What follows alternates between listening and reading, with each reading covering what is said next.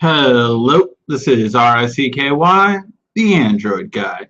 Hey guys, welcome to another episode of Android Weekly / Android Q&A, where we go over all the latest news that happened during the week and answer your questions live. If you're new to the show, the first thing we do is go over the mobile news that happened during the week, which is of course in the title. Then we answer questions that were emailed to me during the week. So if you have a question, make sure to email me at asktheandroidguy@gmail.com. and make sure the subject is question. I always, if I have 10 questions and only 5 of them actually followed that question part, those are the ones that get answered first. Finally, we have the questions that are asked live. So if you are watching live, make sure to ask your question in the comment section down below, and we will get to them before the end of the episode. All right, let's start on the first bit of news for the week, and that is the Note 5 case. So this is an alleged rendering of the Note 5 case, and it looks pretty much like an S6 with an S Pen slot. I mean, that's basically what it looks like. Same form factor, the heart rate sensors on the side, cameras right here, and all of the things are basically the same position as the regular S6 would be. So you have the power button on this side, you have the volume rocker on this side, and of course you have the headphone port, micro USB, and speaker right next to the S Pen and a little microphone. So yeah, really interesting. Do you think these are real? Possibly. I mean, it's more of a curiosity of how thick it will be in this circumstance. And does that mean anything else? I mean, it's following some parts of the S6, so what everyone wants to know is, will it follow the blatant part, which is, of course, the non-removable battery and the expanded memory? That is a question I was asking. It's the one we still don't have an answer to. All right, LG is reporting a drop in their predictions simply because the G4 is not doing as well as they thought it would do. Yes, it basically has not done that well thus far. Basically, given the shipments so far, they have totaled 2.5 million G4 handsets only. That's really low considering, you're supposed to get most of your sales in the very, very beginning, and this is nowhere near what they wanted. Just to give an idea, up at the top right here, LG reportedly supposedly going to only sell 50.7 million as they were originally predicting 92.3. That's a huge drop. I mean, you're talking about 40 million less phones. Yeah, the G4 is just not cutting it right now at all, and LG is trying to throw everything they can at it. I mean, they are giving away phones. They are treating carriers like no tomorrow. I mean, they're treating them very good. They have like all kinds of incentives going on from my friends that work at T-Mobile. AT&T are just telling me they're just like throwing everything they can at them to try and sell and push the G4, but it's just not selling, unfortunately.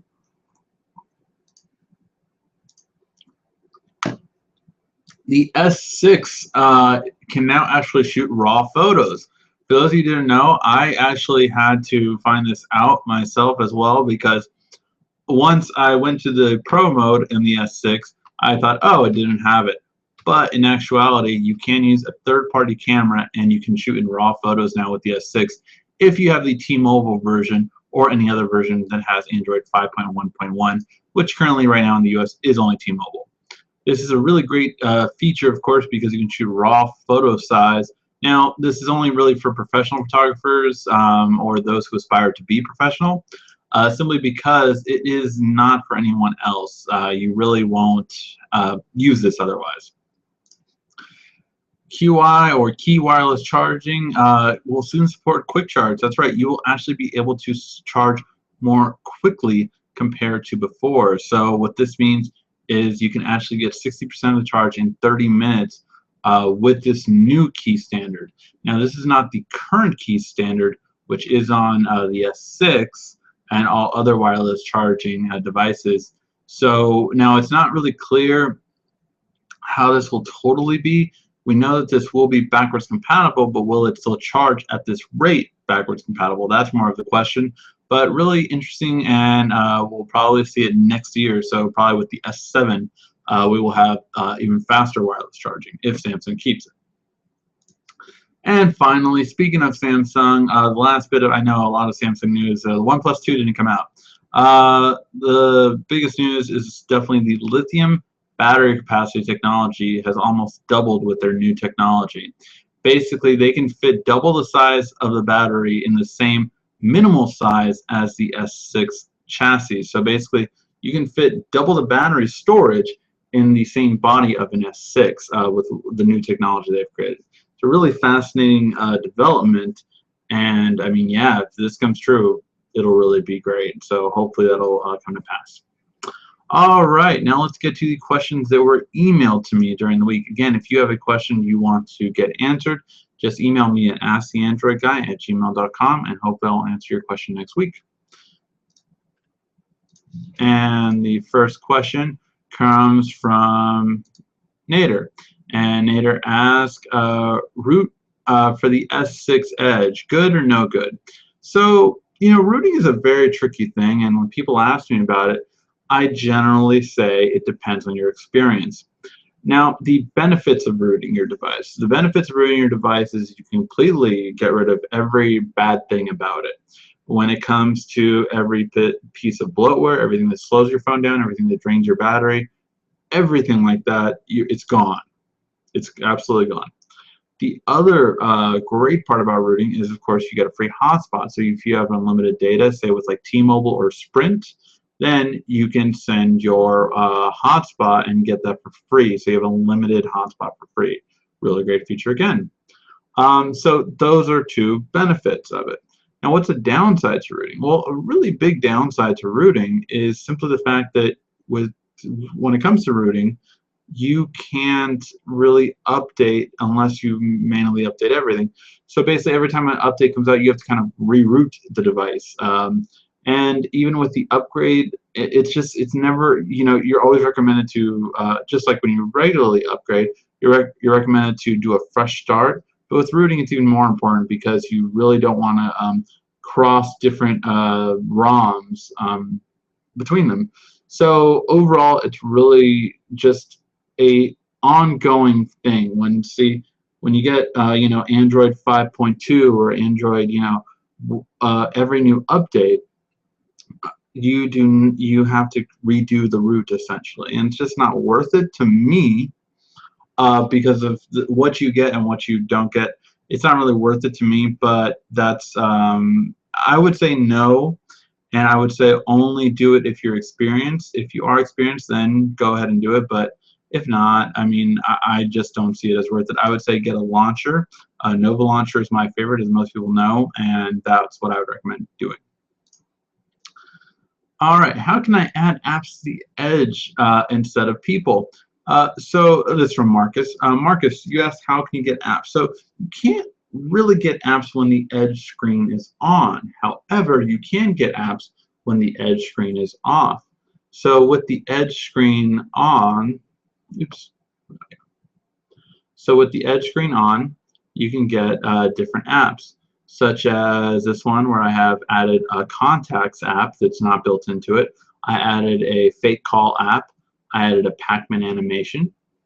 I added, well, the notifications always there. I added a quick toggles set that was not there before.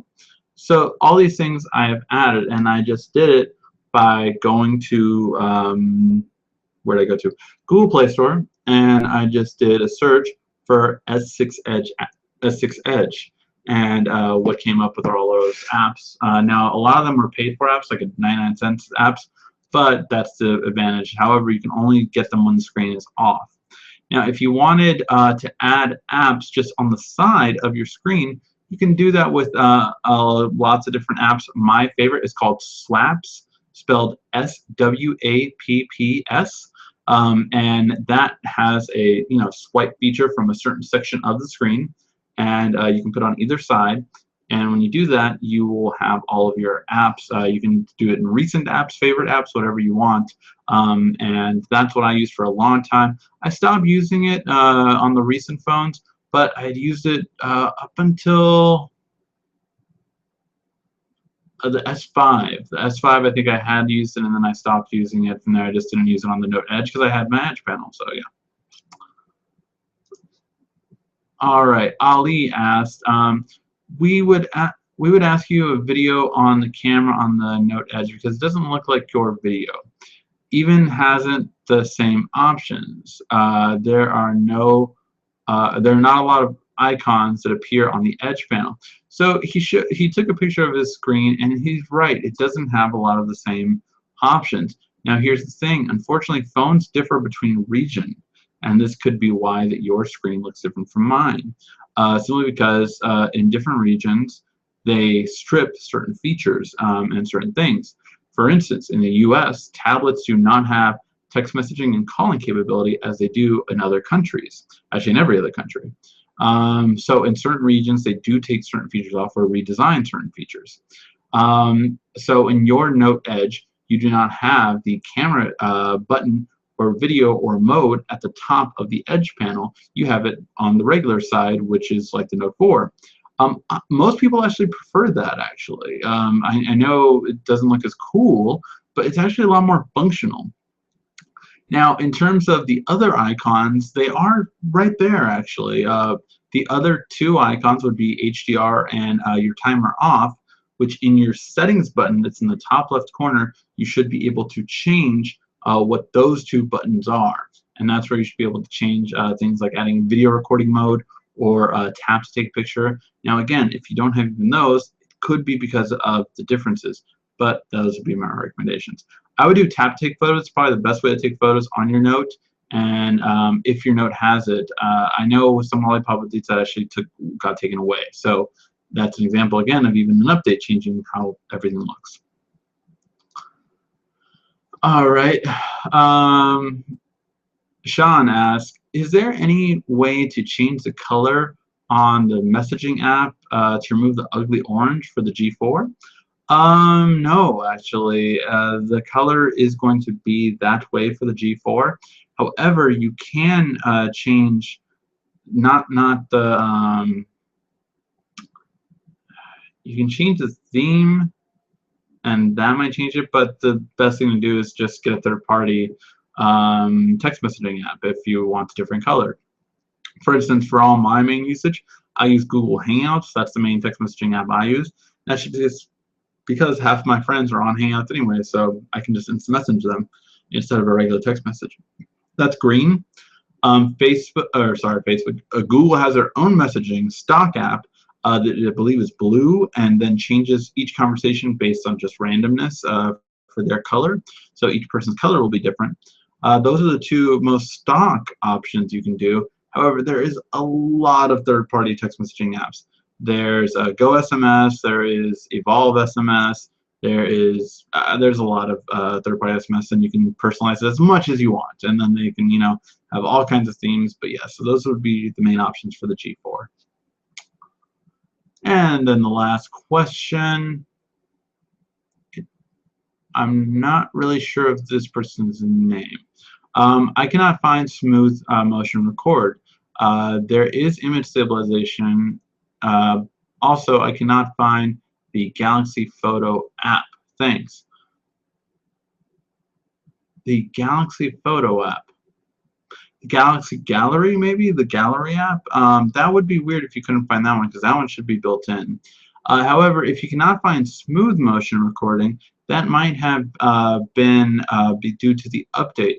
So in the update, I'm guessing you have a Note 4. You didn't put which phone you have, but in the S5 and the Note 4, it is no longer in recording mode to change it to smooth motion. It's actually in video size. So if you tap video size, you will see 1080p 60 FPS. And that is the same as smooth motion, and that is now what smooth motion is called on Samsung. And that's what it's actually supposed to be, but Samsung had made up this name called smooth motion before.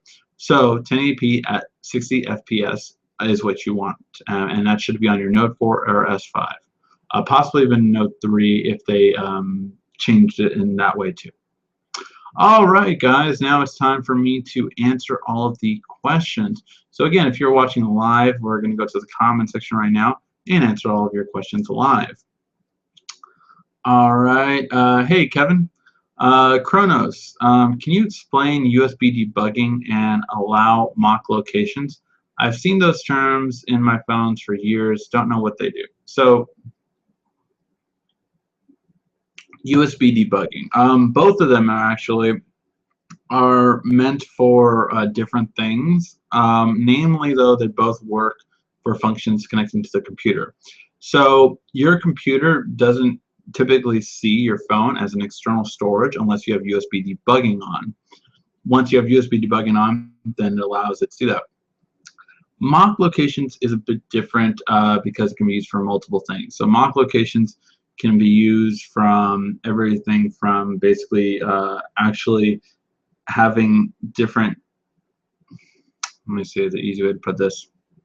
It's essentially a little bit what you think in terms of mocking your locations as in manipulating the locations of the product, but that's just it's a little bit more complicated to explain, Kronos, but it really is just a way of, how would I best explain it? It's just it's manipulating a location, but not it doing it itself. It just allows access to doing it. That would be the simplest way of explaining it. But yeah, unless, I mean, those are in developer options, obviously, both of those, and yeah, that's what both of them are used for. So yeah, that's a quick and simple answer for that. Yeah, guys, again, if you have any questions, feel free to ask your questions right now while we have it loading. Some big news today. I'm going to do another video after this explaining that this is happening, but we are launching the second channel today, guys. I'm getting everything ready, and yes, I did what I need to do. Basically, I was with a affiliation that was that I could not launch my second channel until I separated from them, and now that I'm separated from them, I can now launch this second channel. So yeah, we're going to be launching the Mainstream Movie Guy, RICKY, the Mainstream Movie Guy, and that will be launching later today. And I'm going to do another video to it and link it. So definitely check that out. And yeah, that will be. We're going to make it a separate channel just because, you know, for those of you who've been with me for a long time, Android Weekly and Android Q&A used to be part of Ask the Android Guy 2.0. We kept that we had that on a separate channel, and then it didn't gain as much traction. And for all the work that it used to cost us, we had to take a break and take a hiatus. Unfortunately, another channel tried to claim Android Weekly for their own, but you know. So yeah. When that happened, we brought the Android Weekly back to this channel. Obviously, that's what you're watching now. But and we kind of just forgot about 2.0 Ask the Android Guy.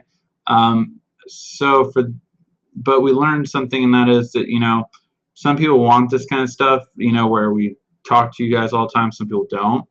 But one weekly show is enough, so it's not overwhelming.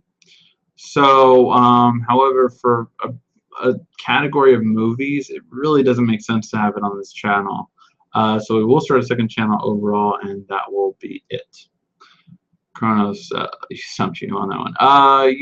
You did stump me on how to explain it. I've done things with allowing mock location before, but again, it's more interesting on how to explain it when it's not that techy. I pride myself on trying to simplify techie stuff, and that can be a pain. So yeah, yeah, some things are just very hard to like my friend was trying to explain, you know, the re-imaging a hard drive, then partitioning it, then imaging again, and by using a certain app, and that was very complex to explain it to me, which I don't know as much about computers as I do about some phones, so that's always interesting. Brittany, what's the best way to improve storage on phones and tablets? So a couple of different things. The first big thing is to remove all the stuff you don't need.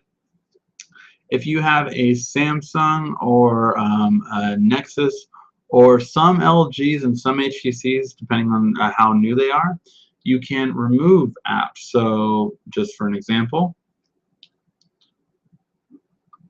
on my S6, I have an edit button right there at the top. Let's dim that, too bright. I have an edit button right there at the top, and if I hit that edit button, I'll get a bunch of minus marks all over the place, so I can uninstall all of these apps.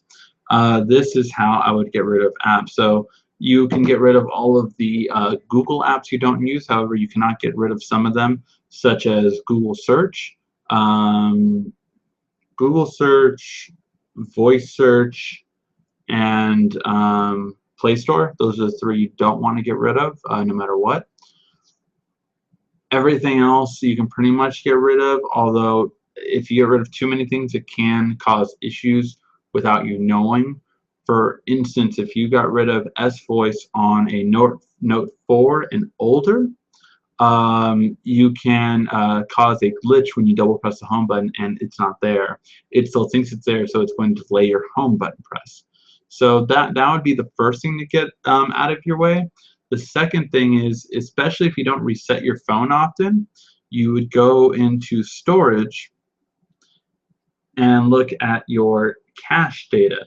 Cache data can accumulate greatly over time, and it can be up to a gig.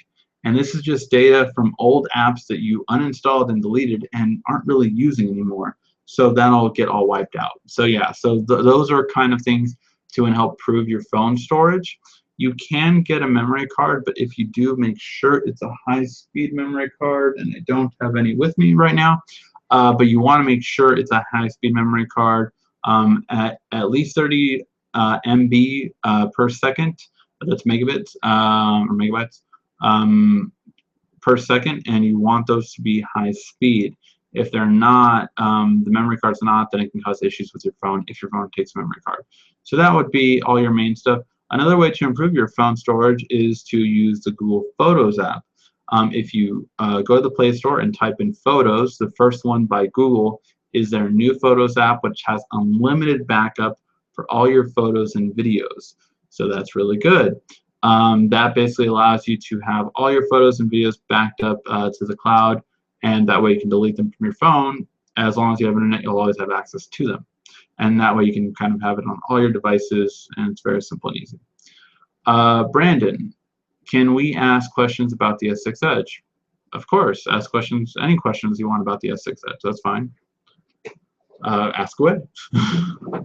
All right.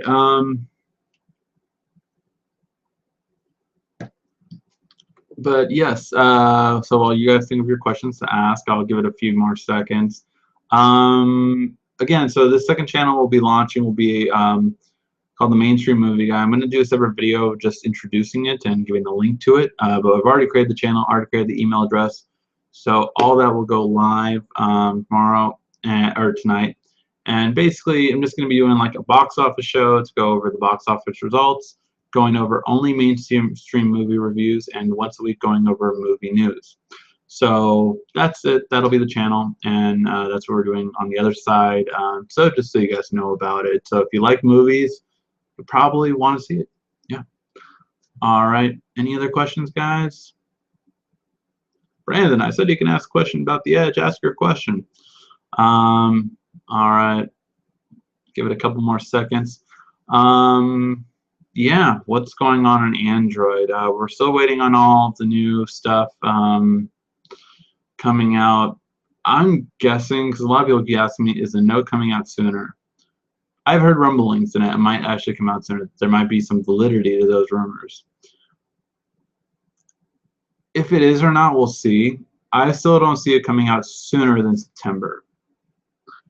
If it comes out August, I will be shocked. I will be shocked. I think there's a chance it will now be announced in August. If there's any truth, if Samsung really wants to get ahead of Apple And if they want to, I mean, because look, they delayed the S2 tablet and the Samsung Pay and the watch.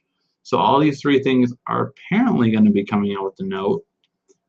If that does, then, I mean, it's not really a delay then, or it's not really pushing it up, is it? Because really you're just making up for the lost time you had.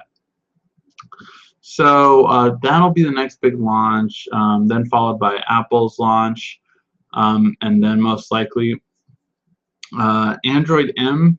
I would assume we're going to get that coming out probably in August, but we'll see. Could be September, but it looks like that will come out sooner as well. I'm hoping that comes out in August and the Note comes out right after that, so that way you can immediately have Android M, and all the issues of Lollipop will be a faded memory. Here's hoping. All right, Brandon, you asked your question. Do you think apps like Clean Master do any good to your phone? No, I don't. It's just not the way Android's built. Android has a built-in Clean Master, you could quote-unquote say, so it doesn't really help. It is a placebo effect for the most part. Yeah, I mean, let's put it this way. Let's put it this way. Lollipop has a memory leak issue. So Clean Master, I feel, will help in that sense because it's a known issue in Lollipop. Anything before Lollipop, Clean Master is worthless because Android did that correctly before Lollipop. Since Lollipop messed that up. So I do feel Clean Master would be useful in a Lollipop phone as a temporary measure until Android itself fixes it. Will they fix that all around? We'll see. But that's what I would say, is that until they fix it, it does offer a temporary solution until Lollipop. So that's a more in-depth answer, because no, normally Clean Master, it is a placebo effect. Android does that on its own. But again, it's just, yes, there you go. When do you think the next Moto 360 will come out? That's a good question. Moto X, I didn't put this on the news because I didn't think it was that big of a news, but Moto X just sent everyone an email right now saying that they are launching a trade-in program. They'll give you up to $350 if you want to get towards the Moto X. And that's cool, but again, they're still playing off the Moto X, which, come on, we need a new phone by now, and they still haven't given it to us. I mean, I want the next Moto 360. I still like the G Watch Urbane. That's probably my favorite current Android smartwatch. And I do say Android smartwatch because I still like the Tizen watch better. And it kills me to say, it's just Android Wear needs some updating. It needs to be able to pick up a call on the watch. It needs to be able to have a slower pace for when I do voice to talk. That needs to be better. Yeah. Brittany, are phones with Android KitKat the best to get? I loved Android KitKat. I never had issues with it. And with Lollipop, there has been a lot of issues. The only bad thing is sadly, most companies are actually really good about updating their phones now, all of a sudden. And so with KitKat, most of them are updated from KitKat. So for Samsung phones, most phones won't have KitKat. They'll have Lollipop. And they'll force that update on you eventually. You can only postpone it for so long. And so yeah, so that's the yes, KitKat would be the better one to go with right now. However, again, all roads lead to Android M, which will be so much better, and we can put the Lollipop nightmare behind us. Lollipop was the worst update since Honeycomb. I've said that time and time again, but I really do mean that. Honeycomb was probably one of the worst updates to Android. That was the very first tablet OS. It had so many issues. Ice Cream Sandwich Android 4.0 fixed so many of them. So I'm hoping that's what happens with this scenario, is that KitKat was great, Lollipop sucked, but Android M is going to fix all the Lollipop issues and make it so much better. I mean, if you look at Gingerbread compared to Android 4.0 Ice Cream Sandwich, such a huge difference, such a great improvement, and that's hopefully Android M doesn't promise the entire design change that Lollipop did, but it does offer the smooth and fixes that Lollipop missed. So that's what hopefully we'll see from them. All right, guys. Any other questions? Ask them live before I end this live feed. Now we'll go about 2 more minutes. Brandon, why does the S6 get hot so much? How can I fix it if I can? So Brandon, my S6 doesn't really get that hot, but I've had a lot of people's that have. So here's the thing. One thing I do recommend is resetting it once a week to even twice a week. It is good for the phone to start fresh every once in a while. And again, this is because of a Lollipop issue.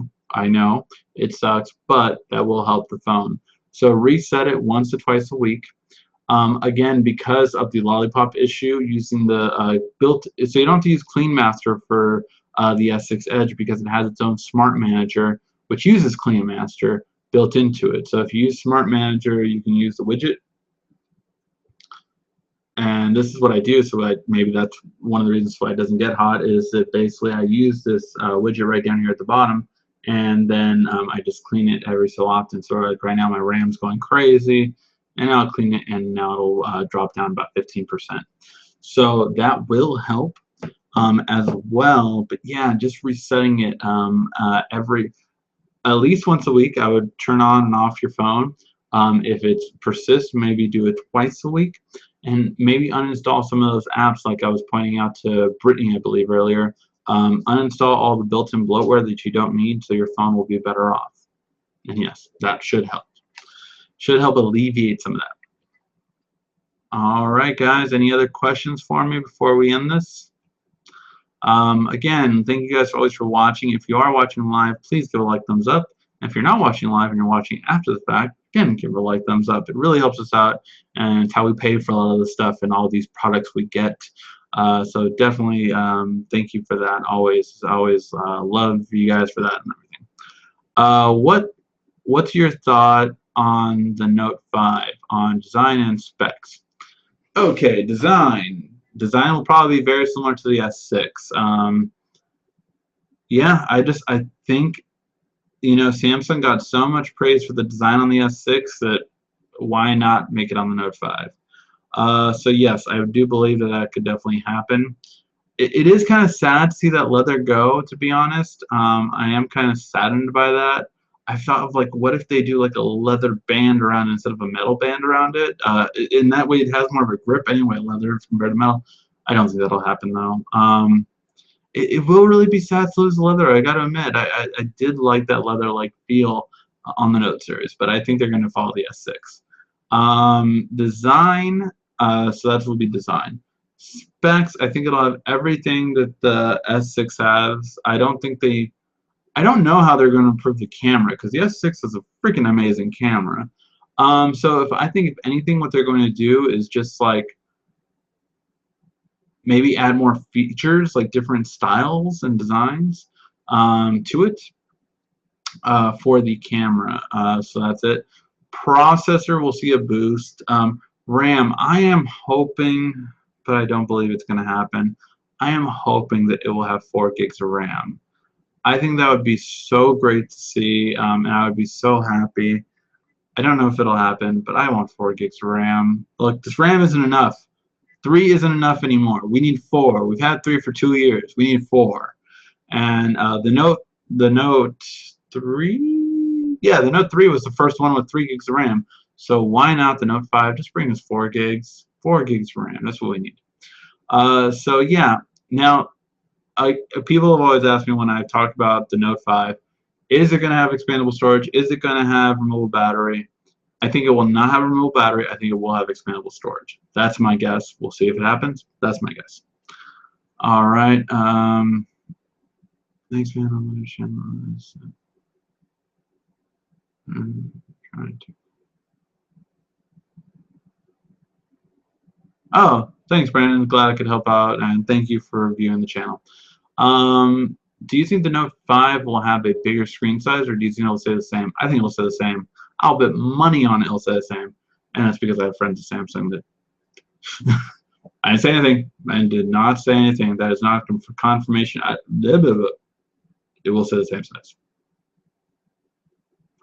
Yeah, it's going to be 5.7. They're not going to go 5.9 or nothing crazy like that. But yeah, it will be. You know, we'll have a Note 5. We'll have a Note 5 Edge or Note Edge 2 or whatever they're going to call it. We're going to have 2 of those, I'm sure. I would bet anything on it. Yeah, in the next coming, I'm guessing over the next week, we'll probably hear about the S6 LTA, and really be like, they announced the S6 Plus, but it's called the LTA, and then reviewers will look like idiots again. Well, at least in my mind, they'll look like idiots because they've done this for the past few years, so we'll see. But usually the LTA version is announced around this time, at the end of June, beginning of July, so we'll probably hear it in the next 2 weeks, the S6 LTA. And the reason why that's important is because when we talk about it, you know, in the next 2 weeks, when it would come out, that generally has the hardware that the Note series will then have. For instance, last year when they had the Quad HD display and the Snapdragon 805, that's what ended up coming to the Note, and that was on the S6 LTEA first. So there you go. That it was first on the LTA, and it gave us a preview of what the Note 5 is. So that's what I'm really waiting for. And I'm guessing Samsung will release that again within the next 2 weeks, the S6 LTEA, and once that happens, that will give us an indication on what the Note 5 will have. So yeah. Alright guys, hopefully you liked this video. Again, please go like, thumbs up if you did. Thank you for watching as always. It's been RICKY, the Android Guy.